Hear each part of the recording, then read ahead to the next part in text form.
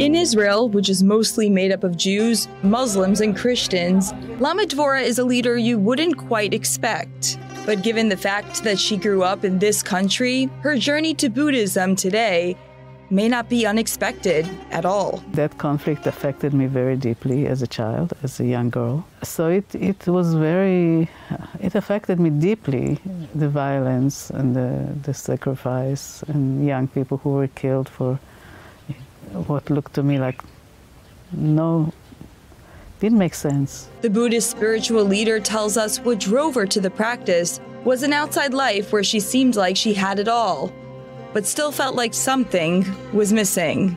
I had a nice family. I had 3 wonderful children.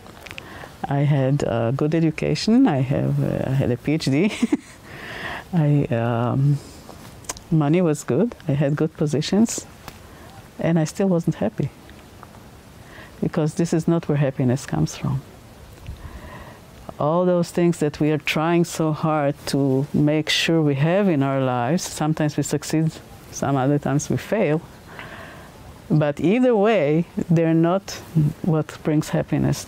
They're not the ultimate source of happiness, because for one reason, they're all impermanent. You can't keep anything. Lama Dvora says it was an encounter after a workshop with Ram Dass, one of the world's most famous spiritual gurus, that helped put her on the path to Buddhism. Following the workshop, he gave at the end of the workshop, he offered a meditation session, which I went to, and I just wanted more. So I went up to him and to ask for direction, and he was not a Buddhist teacher, but he looked at me and he sent me to a Buddhist center. She continued her studies across America, eventually participating in a silent meditation in Arizona that was years long. We spent there for 3 years in individual silent retreat. I thought I was prepared. But a long retreat is a different animal, because you go much deeper and a lot of stuff surfaces that you have to deal with. By the time she emerged, so did a following back in her home country. And I started teaching in Israel, and that evolved gradually. And so I was, when I came out of retreat, that group which I started teaching before, in the meantime swelled and grew, because I also trained other people to teach.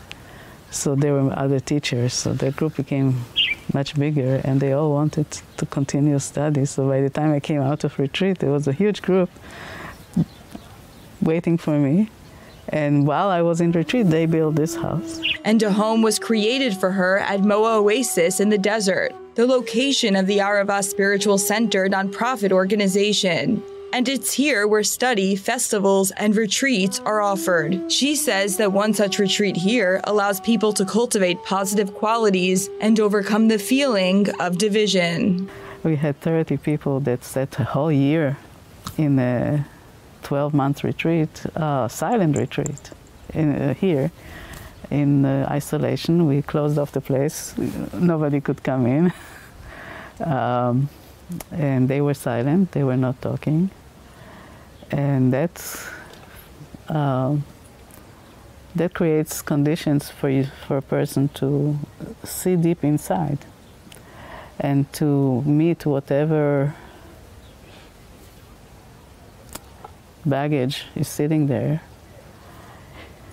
and to transmute it and to let go of it and to turn it into positive qualities like love and compassion and understanding and wisdom and awareness. As much as we are teaching going into meditation and going into your individual practice, into your silent practice, which is where you create those attitudes, but they are tested when you go out into the world. And so here we are being tested.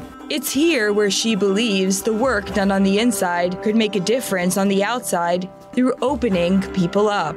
The work within is the work of meeting where we are maybe a little bit aggressive, maybe a little bit resentful, maybe a little bit non-accepting, judgmental, all of that. We have all of that. We are not always aware of everything we carry in us. So in deep conditions of meditation, you can begin to see it, you can meet it, and it's not necessarily related to your nationality or to some other nationality, it's just your own stuff.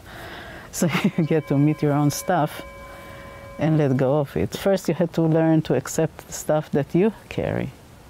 And if you learn how to accept and not reject and not judge yourself, then you can stop rejecting and not judging and loving other people. And it's not just a matter of nationality, of course, but here in Israel, the Palestinian conflict, the Israeli-Palestinian conflict is so dominant that that would be the area where you would apply that. And the longtime Buddhist leader has changed lives along the way, impacting others on their path to Buddhism. It was a teaching of compassion, very deep compassion, and I was starting to cry. And then I knew that something that was missing, the meaning of life. Could a Buddhist leader solve Mideast peace? The answer is uncertain, but Lama Dvora believes cultivating peace within is the foundation for creating it on the outside.